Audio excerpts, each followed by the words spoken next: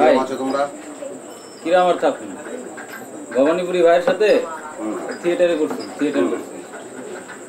তো সে প্রথমে বলছে যে তোমরা মিডিয়াতে কাজ করবে না, আচ্ছা, আমরা বিরত থাকছি। এখন সে মিডিয়াতে কাজ শুরু করে দিছে, এখন আমরা কিছু করতে গেলে মনে করেন আমাদের গ্রুপ থেকে বের করে দিছে। মানে নিজেই শুরু করে দিয়েছে, নিজেই এখন শুরু করে দিছে। ও ভাই, সে আপনার নামে কি কি বলে পারে এটা তো আপনি জানেন না।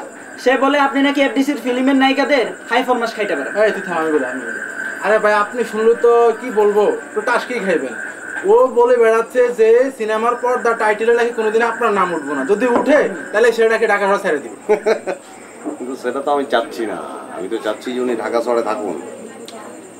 আমি আসলে যে আসছি তার পেছনে কিন্তু কারণ আছে।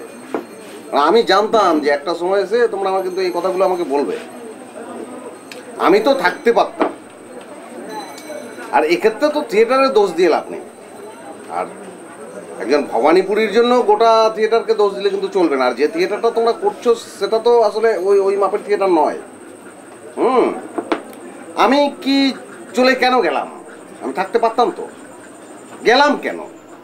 কারণ আমি তো বুঝতে পেরেছি যে এই লোকের সঙ্গে থেকে আমার কোনো লাভ নেই। কেন থাকবো? খেয়াল করে দেখবে যে এতগুলো নাটক যে করেছি সেখানে কিন্তু পরিচালনায় নাম ছিল মতিউর রহমান ভবানীপুরী, ঠিক আছে? ওর নিচে সহকারী পরিচালক হিসেবে আমার নাম কিন্তু আমি দেইনি, আমি দিতে দেইনি। কারণ ওর নিচে আমি কেন যাবো? আমি জানি তো যে আমি কোথায় পৌঁছবো। আমার ডেস্টিনেশনটা কিন্তু আমি জানি যে আমি কোথায় যাব। হ্যাঁ, ওর নিচে কিন্তু আমার জায়গা হতে পারে না, ঠিক আছে? ঢাকা শহর এসেছি, ওনার সঙ্গে আমি ছিলাম, কাজ করেছি, গুরু বলেছি। তার মানে কিন্তু এই নয় যে উনি আমার গুরু। ওটা একটা বিনয় আমি প্রকাশ করেছি, আমি সবসময় করে থাকি। আসলে এসব করে কেন জানো? ঈর্ষা, স্রেফ ঈর্ষা। শুধু ভবানীপুরি কেন, এই যে যেখানে এখন কাজ করছি সেই গোটা শিল্পী সমাজের মধ্যে ব্যাপারটা রয়ে গেছে। একজন একজনকে দেখতে পারে না, ঈর্ষা করে। সামনাসামনি প্রেমের ঢেকুর তুলে দেয়। সামনাসামনি যখন দেখা হয় না তখন তো একদম ভাসিয়ে দিচ্ছে যে কত ভালোবাসা।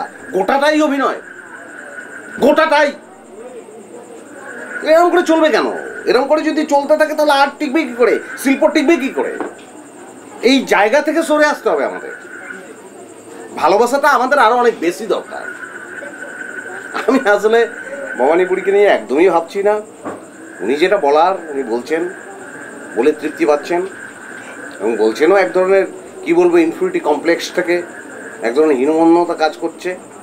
বলুক, বলে যদি কিছুটা শান্তি উনি পান তো সেটা আমার খারাপ লাগবে না, আমার ভালোই লাগবে। মনে হবে যে আমার ভাই ভালো আছে। আমি বোঝাতে পেরেছি তোমাদের? এই হচ্ছে অবস্থা। ভাই একটা কথা আপনাকে বলা হয় না। হ্যাঁ বলো। কথাটা হচ্ছে যে গ্রুপের একটা ছেলে ওই প্রডিউসার জোগাড় করে দিছে, আর মিডিয়া নাটকে মনে করেন যে সুযোগ দিয়ে দিছে, আর আমাদের মনে করেন যে বাইক করে দিছে গ্রুপ থেকে।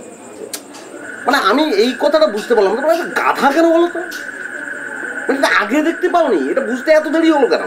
এই লোকটা যে কি তা তার চোখের দিকে তাকিয়ে, তার টুপির দিকে তাকিয়ে, তার কোটের বুতামের দিকে তাকিয়ে তো বলে দেওয়া যায় যে উনি কি। এই ভরণের কি প্রয়োজন আছে? একটা লোক কেন মাথায় একটা টুপি পরে একটা কোট গায়ে দিয়ে ঘুরে বেড়াবে মানে চৈত্র মাসেও? কি প্রয়োজনটা কি? ওটা একটা ভরণ। গোটাটা এই যে লেবাসটা, এই গোটাটার মধ্যেই তো একটা ভণ্ডামি রয়েছে। এটা তো দেখেই বোঝা যায়। কেন বুঝতে পারছো না? কারণ আমি যদি এই কথাটা তোমাদের আগে বলতাম তাহলে সেটা তো ঠিক হতো না।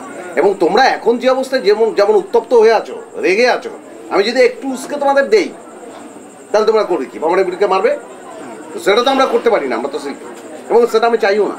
কিন্তু কাজটা উনি যা করছেন তাতে তো অন্য কোনো পেশায় হলে উনি তো এতদিন মার খেয়ে যেতেন, একদম খরচ হয়ে যেতেন উনি।